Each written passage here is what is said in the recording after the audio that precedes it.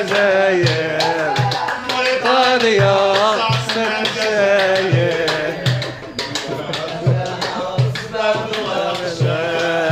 منو ما جاها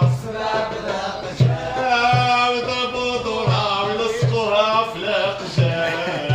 ضربوا دورها ويلصقوها في القجاع يمشيو للفار يقولوا شاريينا يقولوا فار ويقولوا شاريينا موريتانيا وقصة الجزائر قصة الجزائر